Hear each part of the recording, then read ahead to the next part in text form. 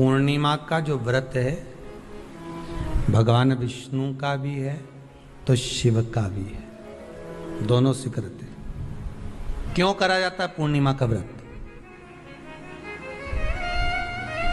पूर्णिमा का व्रत करने का कारण क्या है बताइए? आप इतने सालों से कर रही हो, कई माताएं कर रही होंगी पूर्णिमा का व्रत। एक समय फलाहार करती हैं, एक समय भोजन करती हैं। भोजन में खीर का होना जरूरी होता है पूर्णिमा के व्रत में, दूध की सामग्री होना जरूरी होती है पूर्णिमा के व्रत में। 12 महीने की पूर्णिमा करो मना नहीं है।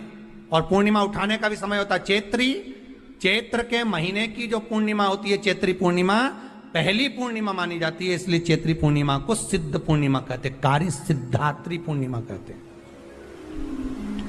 सिद्ध करने वाले। मनोरथी पूर्णिमा कहते हैं।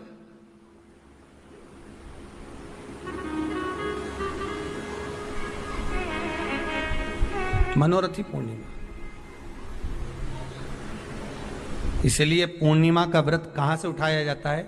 चैत्र के महीने की पूर्णिमा से पूर्णिमा का व्रत उठाया जाता है कि मैं महीने की पूर्णिमा करूंगी तो चैत्र पूर्णिमा से उसको उठा लिया जाता है। पर उसका एक नियम रहता है, आप फलाहार करें अपनी जगह पर है, पर एक समय भोजन कर रहे हैं वो अपनी जगह पर, भोजन के साथ में मीठे के साथ थोड़ा दूध की सामग्री होना जरूरी होती है। और क्यों करते हैं पूर्णिमा का व्रत, किस लिए किया जाता है, क्यों करा जाता है, उसका व्याख्यान वर्णन शिव महापुराण के अंतर्गत स्कंद पुराण में लिखा गया। स्कंद पुराण में वर्णन किया है श्री वेद व्यास जी महाराज ने।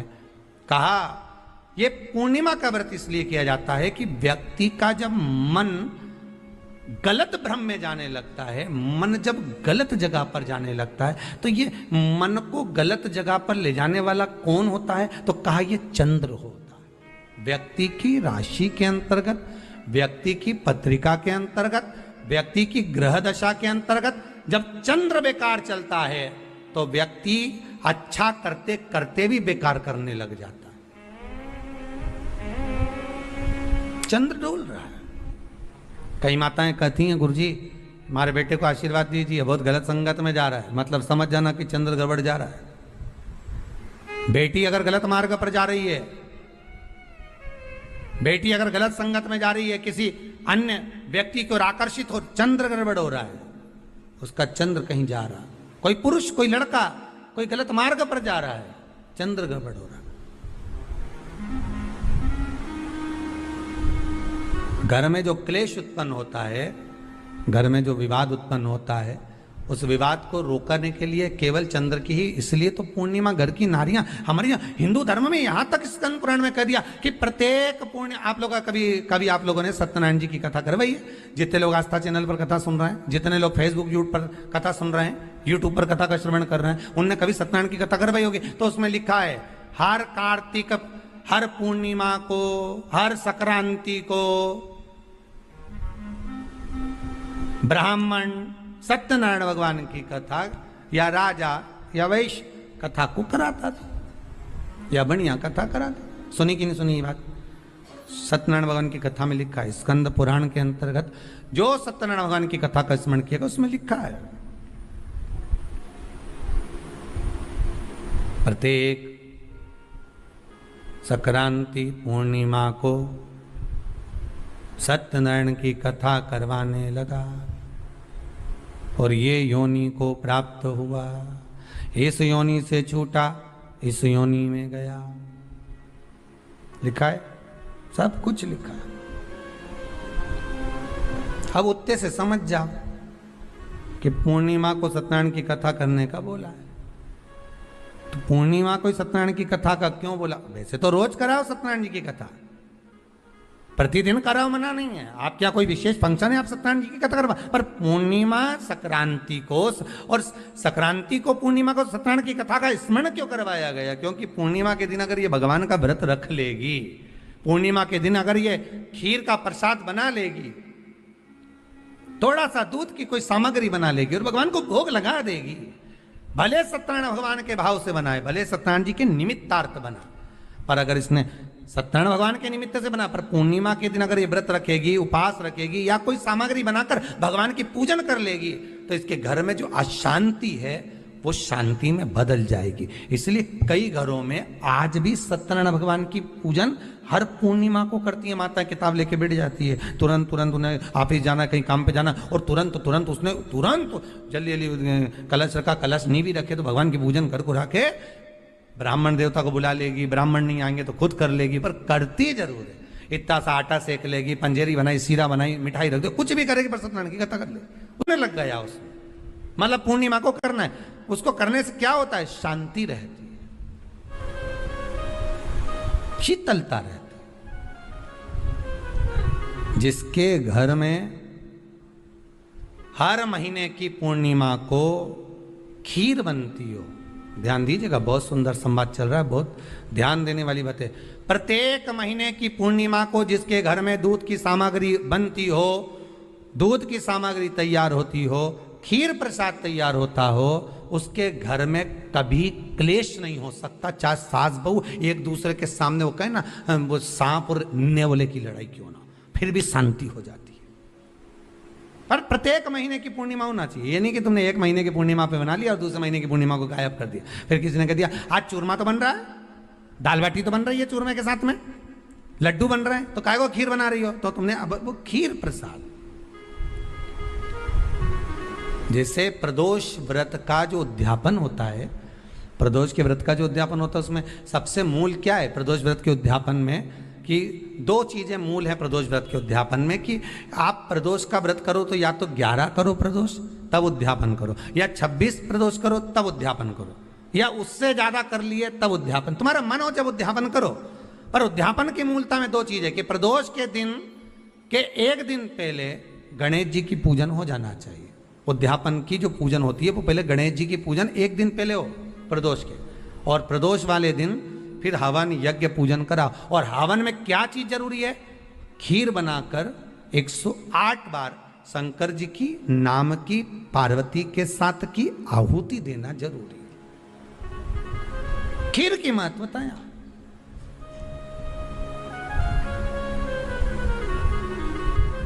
चलो और सहज भाषा में समझिए, और सरल भाषा। जिस समय पर भगवान औघड़दानी मेरा त्रिकालदर्शी मेरा कैलाशी शंभू का आवाहन चंद्रदेव ने करा, कब? जब ससुर ने श्राप दे दिया कि काया का रोग होगा, काया छिन्न होने लगी, टपक टपक कर गिरने लगी, काया नीचे गिर रही, चंद्र रोने लगे, आंखों से अश्रु बह रहा है, आंखों से आंसू बह रहा। किसके पास जाऊं मैं? तब देवऋषि नारद का स्मरण किया। देवऋषि नारद, नारायण श्रीमन नारायण, नारायण श्रीमन नारायण। देवऋषि नारद का स्मरण कर,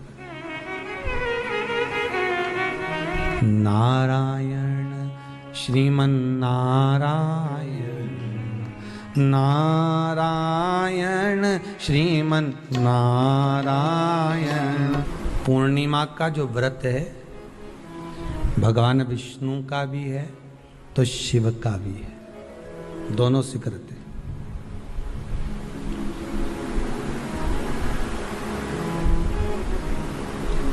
दोनों स्वीकृत है। जिसका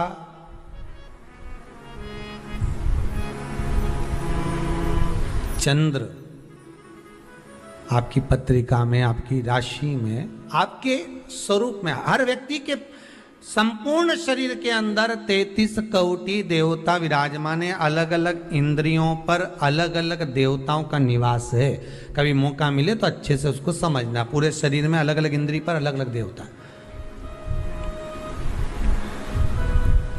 जिस व्यक्ति को रात्रि में, जैसे ही रात हो या दिन हो, भोजन करने के 15 मिनट के बाद ही नींद की झपकी आ जाए, समझ लेना चंद्र कमजोर पड़ गया, चंद्र गड़बड़ हो गया।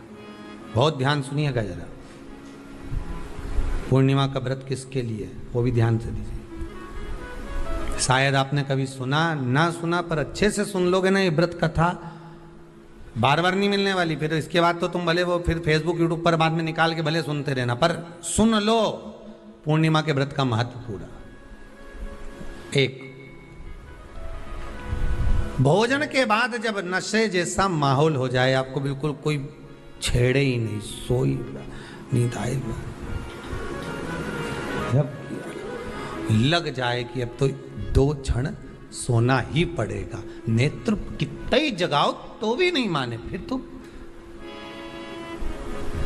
बिन पिए नशा हो जाता है, जो बोले भोले गाता। तो ये जब ये चंद्र अपना प्रभाव दिखाता है तो भोजन के बाद आपको डुबा देता है, ठीक है।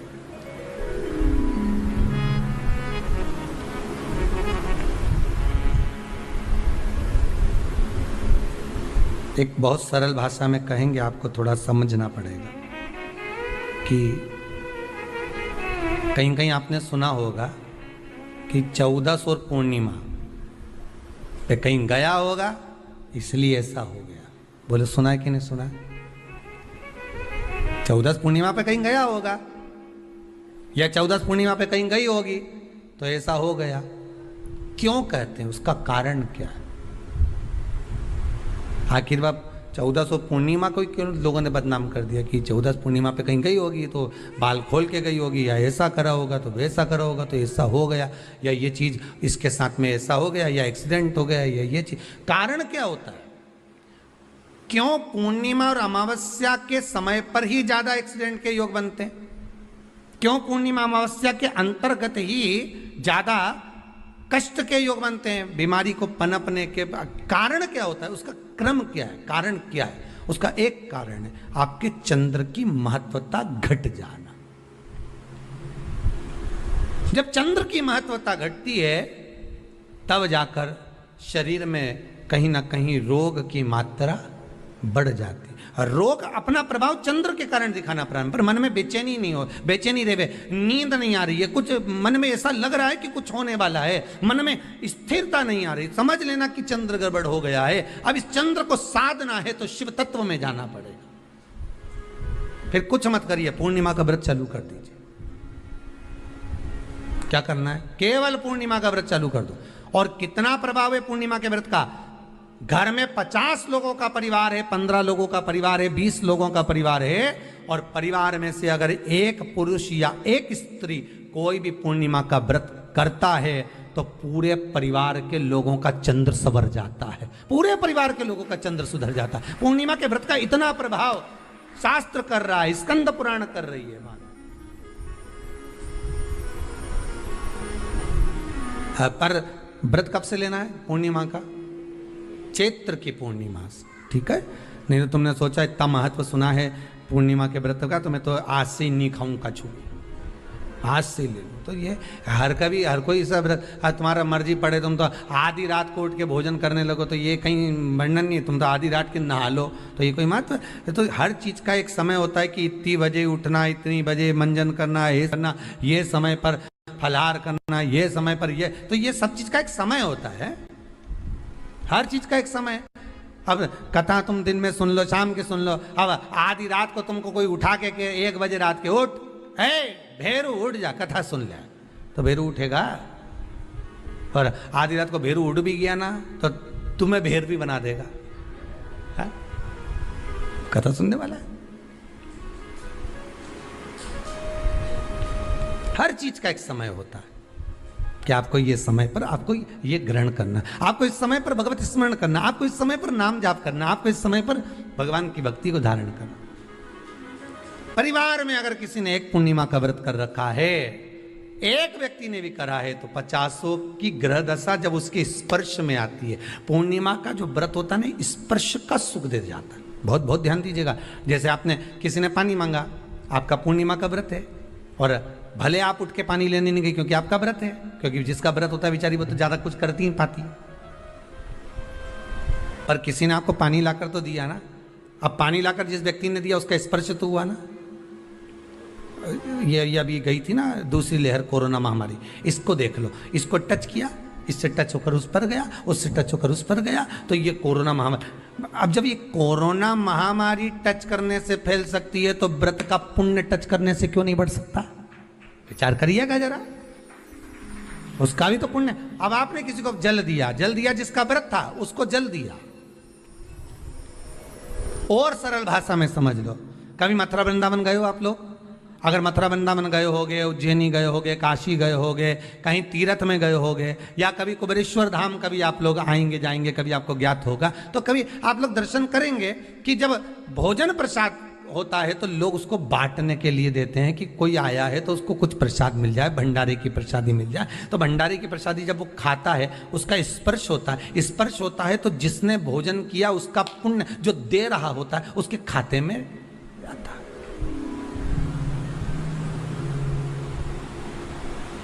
उसके खाते में गया वो।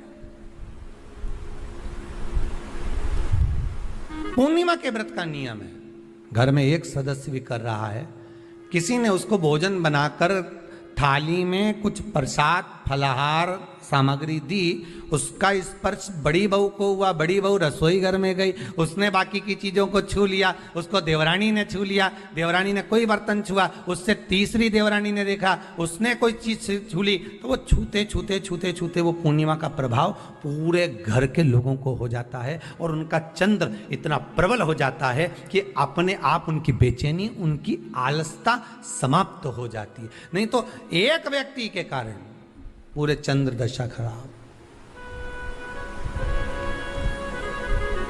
एक दुखी तो सब दुखी, एक सुखी तो सब सुखी। वो देख ले कि हाँ इसको सुख मिल गया है, अब ठीक है।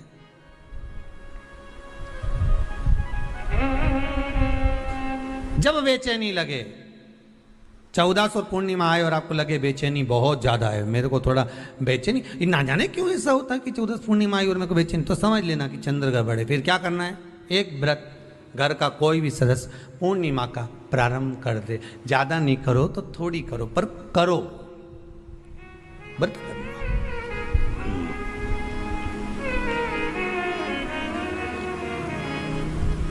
बहुत क्लेश हो रहा, बहुत क्लेश हो रहा, तो पूर्णिमा के दिन खीर का भोजन प्रत्येक महीने में एक बार ऐसा नियम बना लो, अपने दीवार पे लिख लो कि पूर्णिमा है और पूर्णिमा के दिन घर में खीर बनना ही है। केवल शरद पूर्णिमा अकेली पे नहीं हो, तुम एक पूर्णिमा पे तो बनाते हो खीर, शरद पूर्णिमा के दिन तो खूब जोरदार बना बोलो कि ना डोलची के छत पे धर दो, उठा के भगवान ही दर्द है, कहीं कहीं की तो छत पे बनाए। तो बच्चे पूछ ले मम्मी ये छत पे क्यों रखी है, तो क्या अमृत गिरेगा?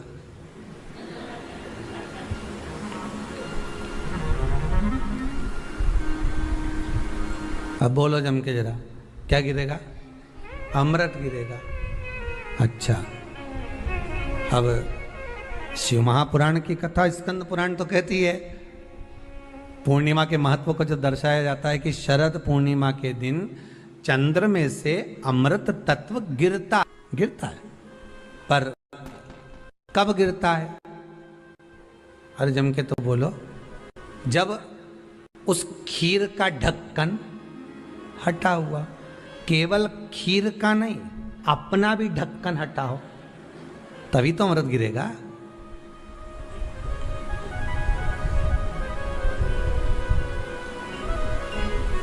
अब दिमाग में तो ढक्कन बंद है, खीर रख दी छत पे, भगवान मन में सोच रहे कि देवताओं को अमृत कब मिला था? जब उन्होंने मेरा नाम पुकारा था।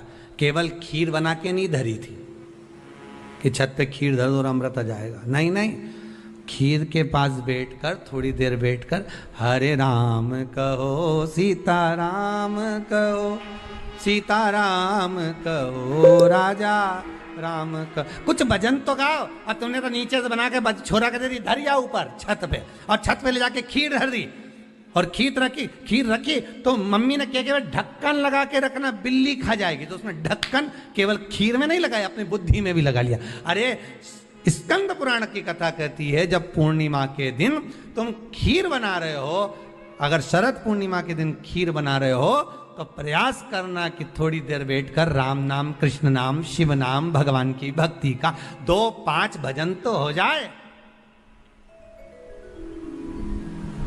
अब दिमाग में लगा ढक्कन, खीर में भी लगा दो ढक्कन, अमृत कहां से झड़ेगा? भगवान भी सोचे, ना राम नाम लीनो तूने भरी जवानी में, तो डूब के मर जा रे चुल्लू भर पानी में। अब भगवत भजन करे नहीं और क्या कि अमृत झड़ेगा?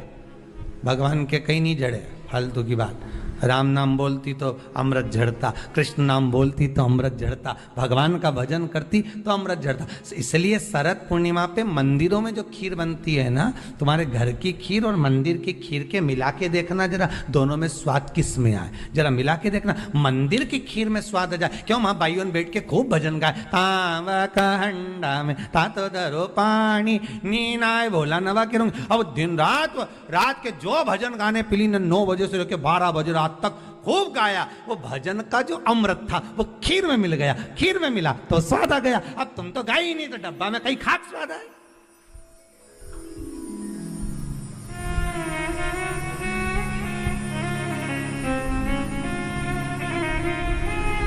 अब रात्रि को छोरा से क्या, जा खीर उठाना नीचे, जो खीर लेके आया ने खा के देखी तो ये खीर तो फटी गई। अब खीर ही फट गई। छोरा से 2 धर के दिया, कर तो ढाक के नहीं आया? नहीं ढाक के आया। तो इसमें तो मैंने वो चिरौंजी डाली थी, दाग चिरौंजी, पर ये बिजली का कीड़ा होने का। अब छोरा को कूट रही, अब उसको कूटने से क्या हो? निवेदन है, अगर तुम्हारे घर में अशांति ज्यादा होती है, क्लेश बड़ा ज्यादा होता है, आप पूर्णिमा का व्रत करें ना करें, पर पूर्णिमा को खीर प्रसाद घर में अवश्य बना।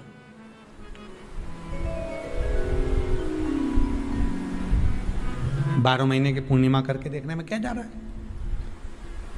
देख लो बना के, नहीं तो ना तो सियोर वाला महाराज तुम्हारे यहाँ खाने आ रहा है, नहीं तो खीर तो अपने घर में ही है। कोई महाराज तो नहीं आएगा खाने के लिए कि सियोर वाला महाराज को तुम खीर का डब्बा पहुंचा दो कि हर महीने की पूर्णिमा को तुम्हें ही खाना है, तुम्हें ही बनाना है। इतनी सी बना लो, पर बनाओ, देखो कि घर में शांति होती कि नहीं होती। बनाकर जाने में क्या जा रहा है? नहीं तो खीर तो है ही सरी, अगर शांति नहीं हुई तो खीर तो है, खा ही लेंगे। पर बना के देखने में कुछ जा रहा है क्या? बनाओ, उसकी महत्वता को जानना है। ये जो हवन में, यज्ञ में खीर की जो आहुतियां छूटती हैं, ये इसका महत्व बहुत है महाराज। आप समझें ना समझें वो आपकी जगह पर आपके यहां जब विद्वान ब्राह्मण, कोई विद्वान ब्राह्मण आपके यहां जब यज्ञ कराने आए, हवन कराने आए, वास्तु पूजन कराने आए, जब माता रानी का हवन, किसी भी रूप का यज्ञ कराने के लिए आए और वो खीर की आहुतियां जब छुड़वाए, तो आप पूछना कि खीर की आहुति का फल कितना, प्रताप फल कितना। पूरे यज्ञ में वो खीर की आहुतियां लक्ष्मी के लिए जो दी जाती है, वो लक्ष्मी की वृद्धि कर देती।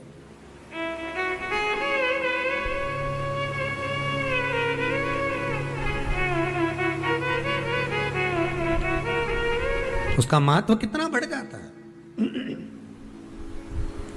उसका महत्व कितना प्रबल हो जाता है। खीर क्या होती है, बनाइए एक बार। पूर्णिमा के व्रत का महत्व चंद्र से, और जिसके यहां क्लेश हो, कोई व्यक्ति मीठा बोलकर आपसे स्नेहवश, प्रेम बढ़ाकर, स्नेह बढ़ाकर, आपसे प्रेम, वात्सल्यता, करुणा, स्नेह बढ़ाकर जब आपसे कुछ धन लेकर चले गया हो, और अब आप उससे मांग रहे हो, आप उससे लेना चाहते हो, और फोन कर रहे हो, मिलने जा रहे हो कि मेरा पैसा दे दे भैया, और वो प्रेम खत्म कर चुका है, स्नेह खत्म कर चुका है, धन नहीं दे रहा, वहां पर भी ये पूर्णिमा का व्रत काम करता है।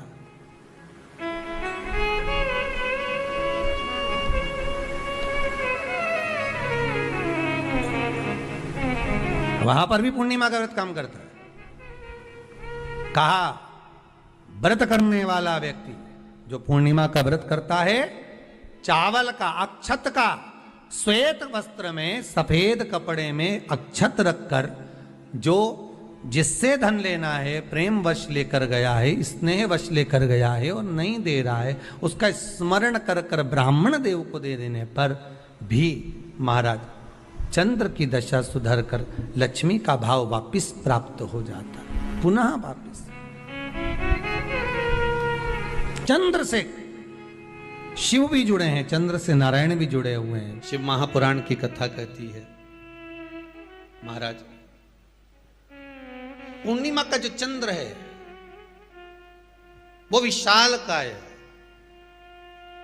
और उस चंद्र की पूर्णता में हमारी अभिलाषाएं भी पूर्ण हो।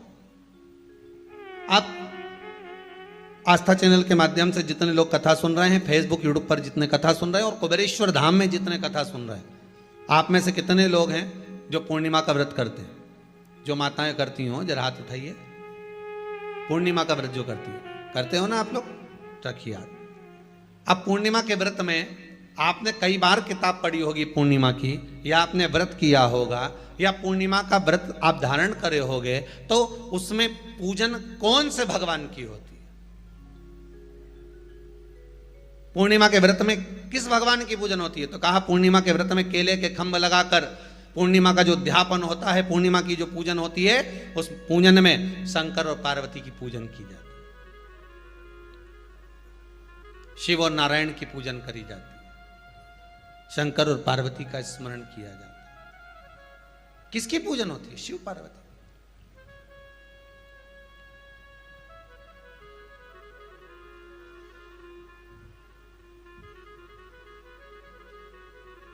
क्यों शंकर और पार्वती का पूजन क्यों करा जाता है पूर्णिमा के व्रत में? क्योंकि शिव और माता पार्वती ही केवल एक ऐसे हैं जिन्होंने अपूर्ण लक्ष्मी को भी पूर्ण बना दिया था। किसको पूर्ण बनाया है? लक्ष्मी।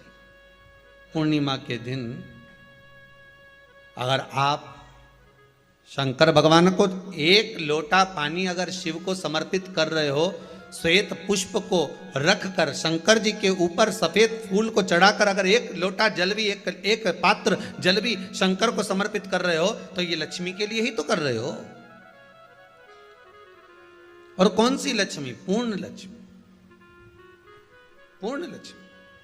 आपको पहले भी कथा में कहा, एक बार भगवान विष्णु के सामने लक्ष्मी मैया ने बहुत तेज स्वर में कह दिया था, नारायण, दुनिया के लोग आपका नाम जपते हैं, दुनिया के लोग नारायण नारायण कहते हैं, दुनिया के लोग आपका भजन करते हैं, पर सत्य मायने में कहूं ना तो मेरे बिना दुनिया के लोगों की नहीं चल सकती, मेरे बिना दुनिया नहीं चल सकती, संसार मेरे बिना नहीं चल सकता। भगवान विष्णु ने कहा ये तो गलत है लक्ष्मी आपका कहना।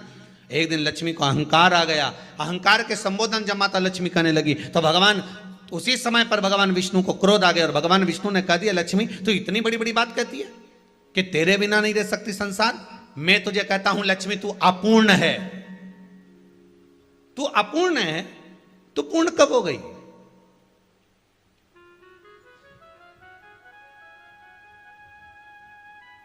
तेरी पूर्णता कहां हो गई? लक्ष्मी की आंख से आंसू बहने लगे, आज आपने मुझे अपूर्ण कहा है। आपको मालूम है आप मुझे अपूर्ण कह रहे हो? आपको यह ज्ञात हो रहा है आप मुझे अपूर्ण कर रहे हो? भगवान कहते हैं हाँ लक्ष्मी मैंने तुझे अपूर्ण कहा है। अपूर्णता का मतलब आप जानते हो ना? भगवान कहते हैं लक्ष्मी मैं सब जानता हूं। लक्ष्मी रोती हुई माता सरस्वती के पास पहुंच गई। सरस्वती ने पूछा क्या बात है लक्ष्मी, क्यों रो रही हो? लक्ष्मी जी ने कहा क्या बताऊं सखी, मेरे पति ने आज मुझे अपूर्ण कह दिया है। तो क्यों रो रही है तू? अपूर्ण अगर कह दिया, पति ने ही तो कहा है ना, तो क्यों रोना? चल मेरे साथ में। और सरस्वती मैया माता लक्ष्मी को लेकर सीधे पहुंच गई माता पार्वती के यहां। माता पार्वती के यहां जब पहुंची है, माता पार्वती ने लक्ष्मी जी को देखा और सरस्वती को देखा तो पूछा कि बात क्या है, क्या हो गया ऐसा, क्या हुआ, क्या है ऐसा जो तुम दोनों आज मेरे पास में आई? क्या हुआ? पार्वती जी कुछ बोलती, शिव जी का ध्यान माता सरस्वती की ओर और लक्ष्मी की ओर गया, और भगवान शंकर जान गए कि आज भगवान नारायण ने लक्ष्मी जी को अपूर्ण कहा है। अब देखें माता पार्वती क्या कर सकती है, इसको पूर्ण बनाने के लिए करेगी क्या।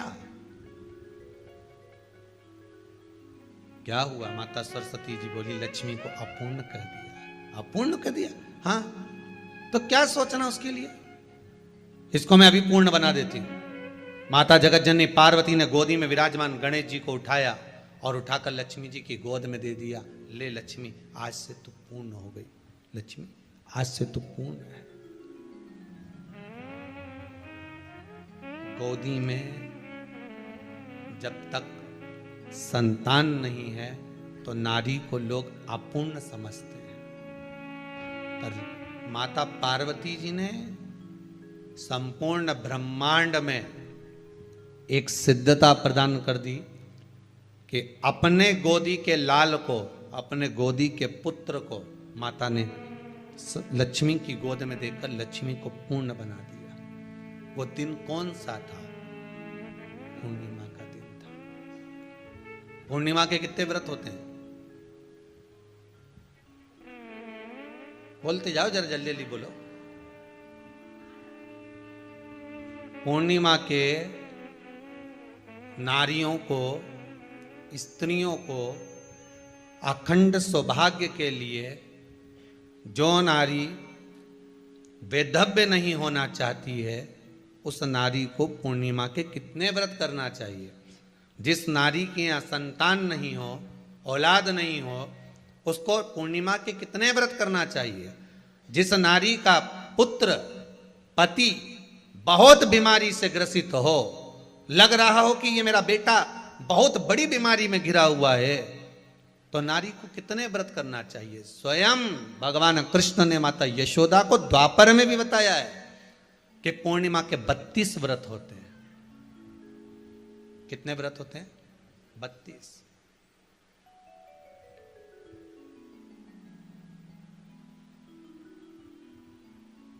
स्वयं भगवान कृष्ण यशोदा रानी को, माता यशोदा जी को भी बता रहे हैं 32 व्रत। अब आपको किसी ने बता दिया होगा कि 8 कर लो, 7 कर लो, 6 कर लो, 12 कर लो, इसलिए आपने बोला कि 12 कर लीजिए, 32 कर लीजिए। अरे यहां तो द्वापर की कथा भी कहती है। यशोदा जी ने एक बार भगवान कृष्ण को रोक कर कह दिया, ए कन्हैया रुको। कन्हैया बोले, बोलो माँ क्या बात है। कन्हैया जरा रुकिए, इधर आओ जरा। भगवान कृष्ण आए। हाँ माँ बोलिए। किस जगह का प्रसंग है ये? जिस समय पर राधा रानी कुरुक्षेत्र में नंद बाबा और यशोदा जी को लेकर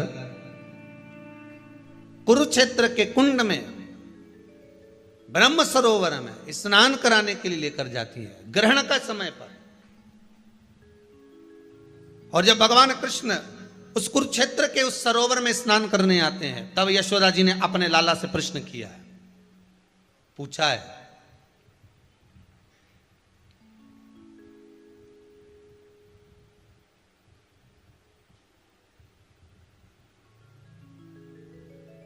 कि नारी वैधव्य होकर ना मरे।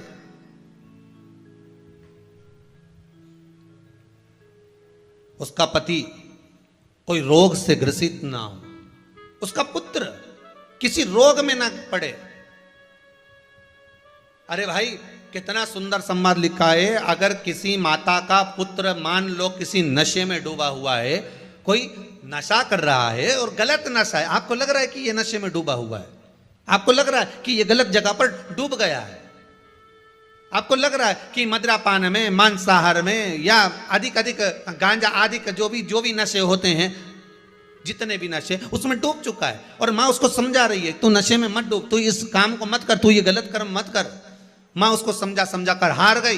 तो मेरा माताओं से निवेदन है, आप उसको समझाना बंद कर दो, एक काम करना प्रारंभ कर दीजिए। हमें जो शिव महापुराण के माध्यम से शास्त्र कह रहा है कि आप 32 पूर्णिमा के व्रत प्रारंभ कर दो।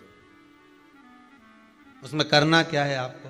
केवल जिस दिन व्रत रहे, रात्रि के समय पर कोई भी मीठा कुछ भी सामग्री आप चंद्र की रोशनी में, चंद्र को अर्घ देने के बाद, पूजन करने के बाद उसको रखो, और वही सामग्री जो नशा कर रहा है उसको पूर्णिमा के दूसरे दिन उसको खिलाओ।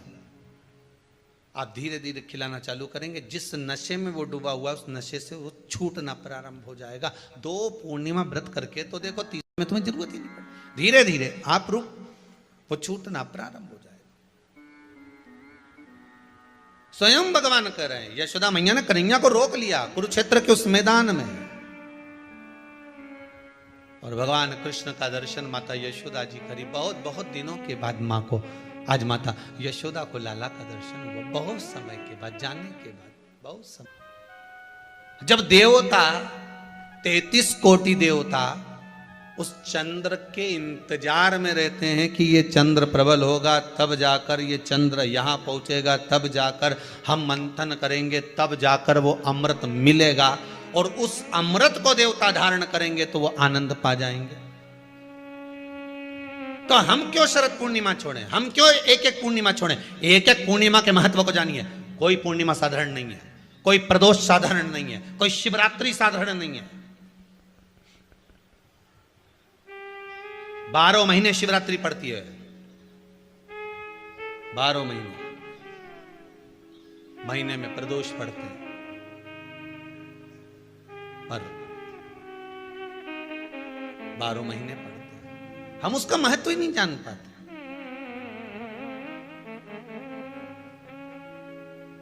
कौन से प्रदोष पर क्या करना है, कौन सी पूर्णिमा को क्या धारण करना है, कौन सी शिवरात्रि पर।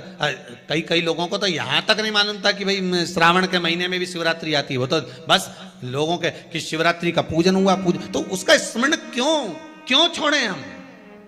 अगर ये वेद और शास्त्र ब्राह्मणों को दिए गए हैं, ये वेद और शास्त्र विद्वत जन को दिए गए हैं, तो इसका स्मरण होना चाहिए कि हम निकाल कर जनमानस तक ये चीज पहुंचाएं कि हमें इस दिन ये पूजन करना है। उसका स्मरण होना चाहिए।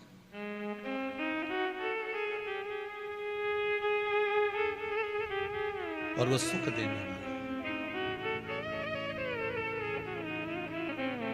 भगवान कृष्ण से यशोदा जी ने पूछा तो भगवान कृष्ण ने कहा, मां, पूर्णिमा का व्रत अगर नारी 32 पूर्णिमा धारण कर लेती है तो वो नारी बेधव्य होकर नहीं जाती। पर आप लोग व्रत जो करते हो ना, जो भी व्रत आप लोग उठाते हो, सोमवार का व्रत जैसे किसी माता जी ने उठा लिया और वो उठाने के बाद, हम तो शादी नहीं हुई थी ना जब भी सोमवार व्रत करते थे, अब शादी हो गई अभी भी हम सोमवार का व्रत कर रहे हैं, करे जा रहे हैं, पर उसका कोई उद्यापन नहीं करा, कोई संकल्प नहीं लिया गया कि मैं 5 करूंगी कि 16 करूंगी कि 25 करूंगी कि 31 करूंगी कि 21 करूंगी। इसलिए पूर्णिमा व्रत का विधान में कहा गया कि 32 पूर्णिमा का पहला संकल्प होना चाहिए। उसके बाद आपकी 32 पूरी हो जाए, फिर आप दूसरे और व्रत कर लो, फिर 32 कर लो, फिर 32 कर लो, पर उसमें पूर्णता का भाव। अभी तक किसी के सोमवार और गुरुवार और शुक्रवार के व्रत ही पूर्ण नहीं हुआ, अभी तक चल रहा है, अभी तक चल रहे हैं। हम तो सोमवार का व्रत करते हैं, हम तो शनिवार करते हैं, अब शनिवार करते करते 4 साल हो गए, 6 साल हो गए, 5 साल हो गए। भगवान को तो थोड़ा बहुत कुछ खिला पिला के उनको एक बार तो विश्राम दे। ये जितनी पूर्णिमा के व्रत हैं, जितने 12 महीने जो पूर्णिमा पड़ती है, पूनम पड़ती है, ये भले दुनिया के लोग कहते हैं कि ये भगवान राधा और कृष्ण से संबंध रखते हैं, सीता राम जी से संबंध रखते हैं, राम और कृष्ण से संबंध रखते हैं, पर इनका यदि सही संबंध समझा जाए, इनके सही संबंध का यदि स्मरण करा जाए, इनके सही संबंधों का यदि वर्णन किया जाए, तो शिव और चंद्रमा के जो मिलन का केंद्र बिंदु है वही पूर्णिमा है। केवल एक पूर्णिमा वहीं तक नहीं रही कि भगवान कृष्ण और राधा जी ने रास किया। भगवान कृष्ण और राधा जी रास कर रहे हैं, केवल पूर्णिमा वहीं तक सीमित नहीं रही। केवल वहीं तक उसकी सीमितता नहीं है। एक बात ध्यान रखिएगा, यदि काया का रोग हो गया, मान लो शरीर कहीं से सफेद पड़ रहा है, कहीं से काला पड़ रहा है, शरीर में से खाल की फुकड़ी निकलना प्रारंभ हो गई हो, शरीर में काले काले चट्टे पड़ना चालू हो गए हों, या कोई विशेष रोग हो गया, कोई विशेष शरीर में रोग है, बीमारी है, काया बेकार हो रही है, तो सीधी सीधी बात शिव महापुराण की कथा कहती है, सुंदर आनंद में श्रवण कर कर आप अपने जीवन को, ये पूर्णिमा शिव महापुराण की कथा कर पूर्णिमा आ रही है, कुछ नहीं करना, पीपल का एक पत्ता, उस पत्ते पर थोड़ा सा चावल, थोड़ा सा चावल, पूर्णिमा की रात्रि को अपने हाथ में लेकर अपने नयनों से लगाकर शरीर पर से स्वयं उतार कर उसको दरवाजे के पास रख दीजिए। पूर्णिमा की रात्रि को पूर्ण होने पर उस चावल को दूसरे दिन सूंघ कर बहते हुए पानी में डाल दीजिए। महाराज कितने भी रोग से ग्रसित हो गए, पीपल का एक पत्ता 52,000 ब्राह्मण की साक्षी कराता है। महाराज बहुत ध्यान देना, पीपल के वृक्ष में स्वयं नारायण का, मेरे कृष्ण का वास है। स्वयं भगवान गीता के अंतर्गत कहते हैं कि मैं पीपल का वृक्ष हूं, नारायण उसी में 52,000 ब्राह्मणों का वासा एक पीपल के पत्ते में होता है। और आपको पहले भी कथा में कहा, गाय, ब्राह्मण, बहन, बेटी, ये सब काल का हरण करने वाले हो, काल को हरने वाले हो, रोग को मिटाइए। शिव का स्मरण करो। पूर्णिमा के दिन चावल का एक आखा दाना, आखा दाना जानते हो, पूरा खंडित चावल नहीं, कितना चावल, एक दाना चावल का शंकर भगवान के शिवलिंग पर समर्पित करिए। एक बेलपत्र जिसका डंडी का मुख अपनी ओर हो, जहां से चावल चढ़ाया है, उस चावल के ऊपर अपनी कामना कर कर रख दीजिए और चंद्रमौली भगवान का स्मरण करिए। कौन से भगवान? शंकर भगवान का सर्वश्रेष्ठ सुंदर नाम है चंद्रमौली। चंद्रमौली भगवान का स्मरण करिए, अपनी कामना कर कर बेलपत्र समर्पित कर कर शिव जी पर एक लोटा पानी, एक जल पात्र समर्पित करो, कलश से जल चढ़ा दीजिए, नैनों में वो जल लगाकर अपनी कामना कर कर वापिस घर को आइए। अगली निमा आएगी, जो कामना करी है मेरा चंद्रमौली भोलेनाथ उसे पूर्ण कर ही देगा। शिव उपासना के लिए जितनी 12 महीने में पूर्णिमा पड़ती है, एक एक पूर्णिमा का व्याख्यान वर्णन करेंगे। आज तो कथा का महत्तम दिवस है, पहला दिवस है, तो हम उसको महत्व समझें कि पूर्णिमा का महत्व क्या है, हम उसका महत्व समझें कि शंकर और चंद्र का रिश्ता क्या है, संबंध क्या है।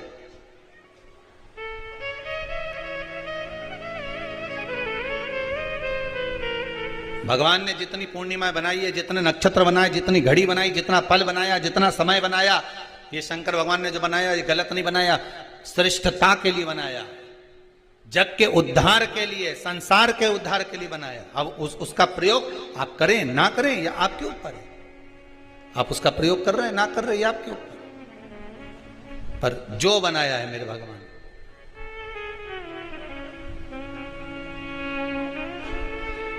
शिव देने। आज भी शिव महापुराण की कथा वर्णन करती है, जो बच्चे पढ़ने बैठे, विद्याध्ययन करने बैठे, और यदि पढ़ने के बाद उनके विवेक में, बुद्धि में वो चीज नहीं बैठ रही है, याद नहीं रह रहा, तो 2 महादेव ऐसे हैं जिनका स्मरण करना चाहिए। एक है कपिलेश्वर महादेव और दूसरे हैं आनंदेश्वर महादेव।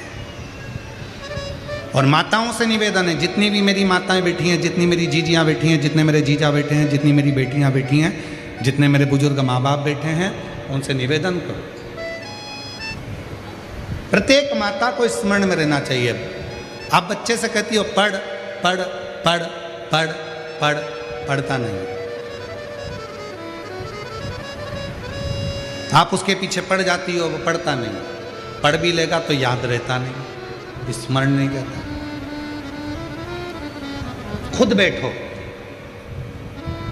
बच्चा कितना भी ट्यूशन चले जाए, कितनी भी कोचिंग चले जाए, कितने भी अच्छी कोचिंग में जाकर पढ़ ले, पर प्रत्येक घर की माता को, प्रत्येक घर के पिता को एक काम करना चाहिए, कम से कम 15 मिनट, 20 मिनट, आधा घंटा अपने बच्चों को पढ़ाने के लिए जरूर बैठना चाहिए। कई माताएं कहती हैं गुरुजी हमने ट्यूशन लगा दी, कोचिंग लगा दी, भले लगा दो, अपना बेटा है, तुम्हें नहीं आता ज़्यादा पढ़ाना, फिर भी उसके पास बैठो, वो कॉपी लेकर बैठेगा, पढ़ेगा। जितनी देर बैठ सकते हो उसके पास बैठो थोड़ा।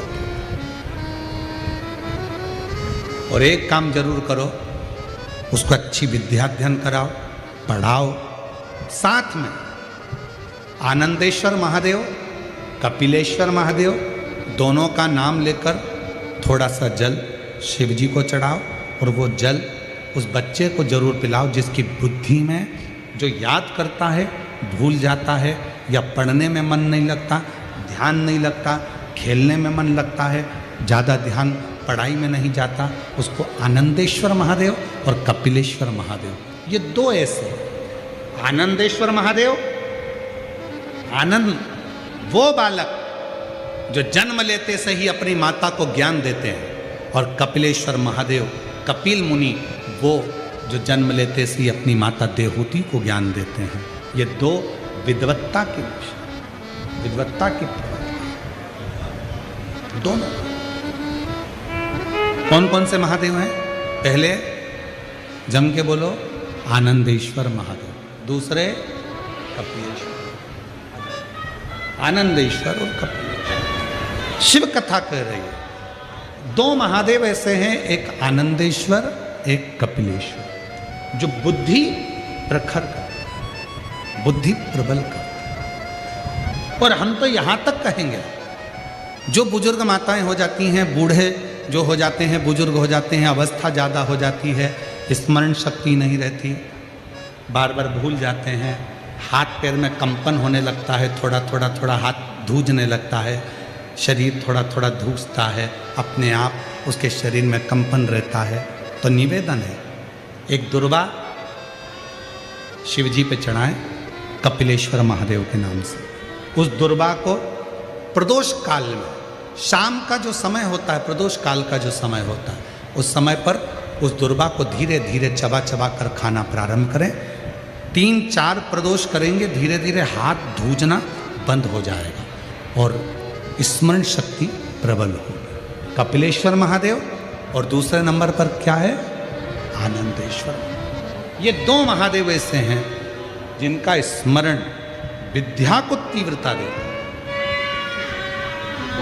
जब चैत्र आता है और चैत्र की जो पूर्णिमा होती है, उस चैत्र की पूर्णिमा में भगवान शंकर को चावल का दाना चढ़ाकर पुत्र की कामना करी जाती है, संतान की कामना करी जाती है। यदि कोई नारी, कोई स्त्री